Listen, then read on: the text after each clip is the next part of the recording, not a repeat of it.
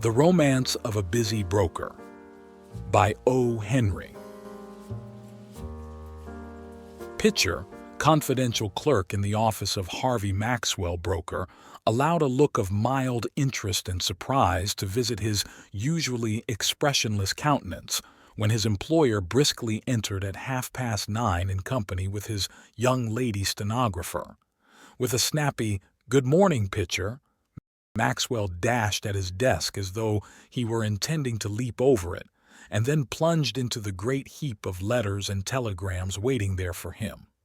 The young lady had been Maxwell's stenographer for a year.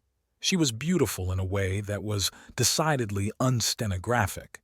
She forewent the pomp of the alluring pompadour. She wore no chains, bracelets, or lockets. She had not the air of being about to accept an invitation to luncheon.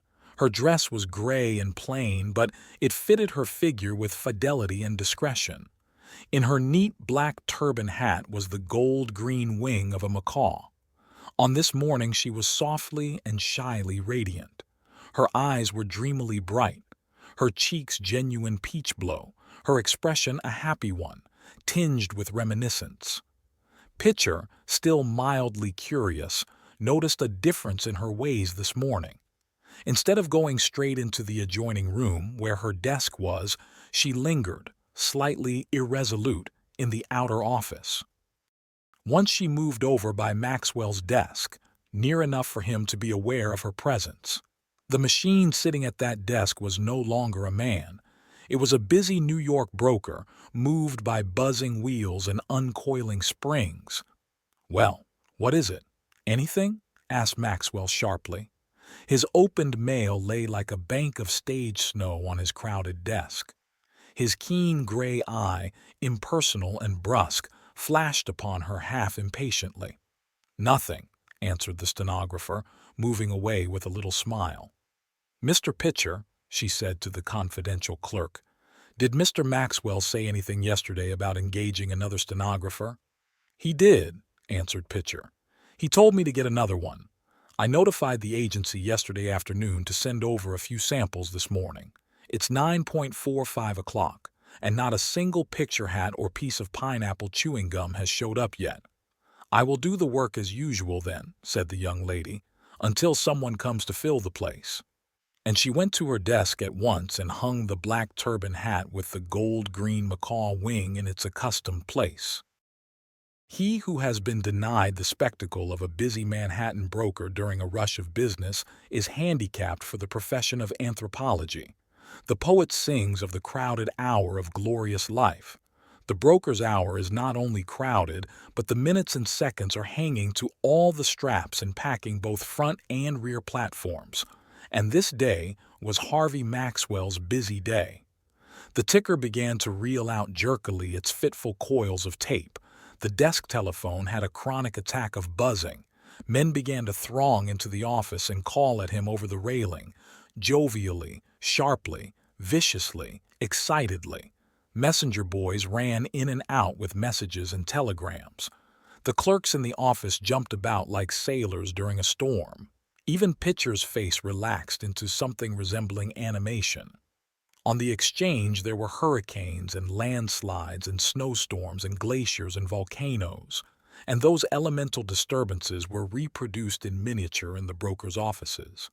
Maxwell shoved his chair against the wall and transacted business after the manner of a toe dancer. He jumped from ticker to phone, from desk to door with the trained agility of a harlequin. In the midst of this growing and important stress, the broker became suddenly aware of a high-rolled fringe of golden hair under a nodding canopy of velvet and ostrich tips, an imitation sealskin sack, and a string of beads as large as hickory nuts, ending near the floor with a silver heart. There was a self-possessed young lady connected with these accessories, and Pitcher was there to construe her.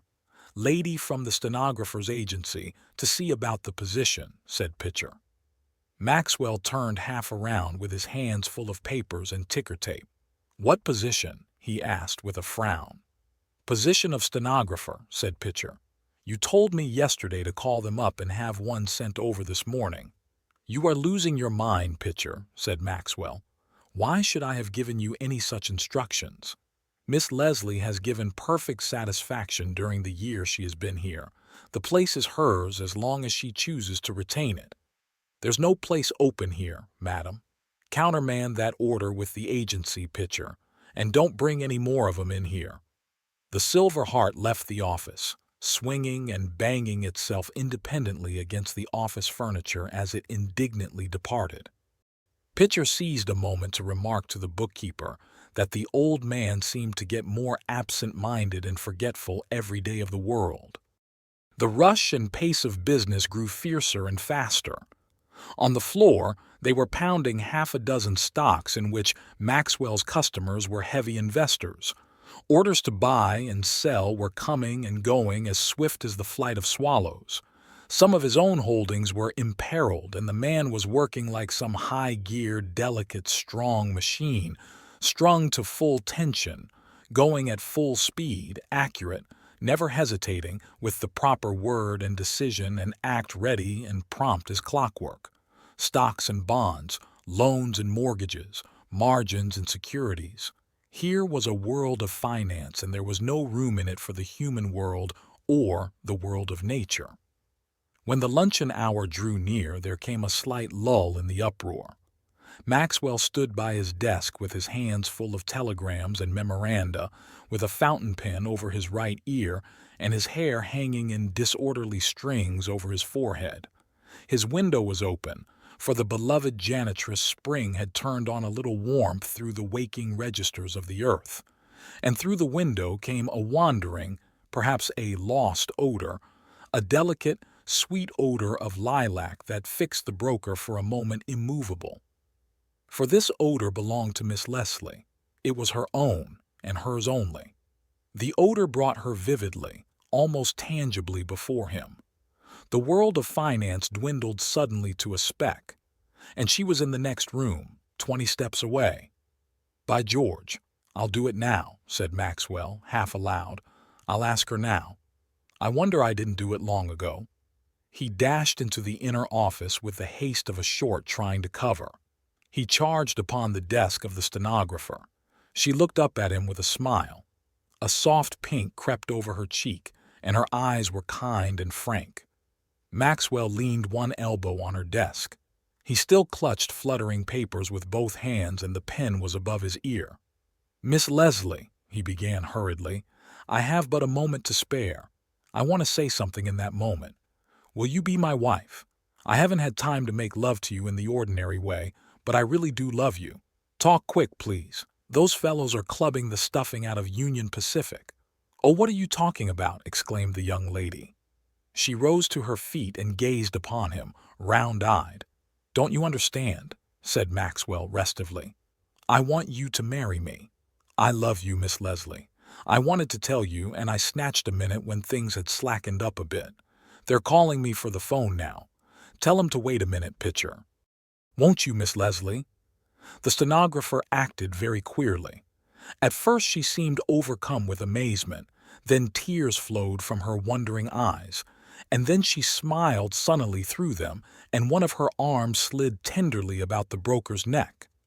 "I know now," she said softly. "It's this old business that has driven everything else out of your head for the time. I was frightened at first. Don't you remember, Harvey? We were married last evening at 8 o'clock in the little church around the corner.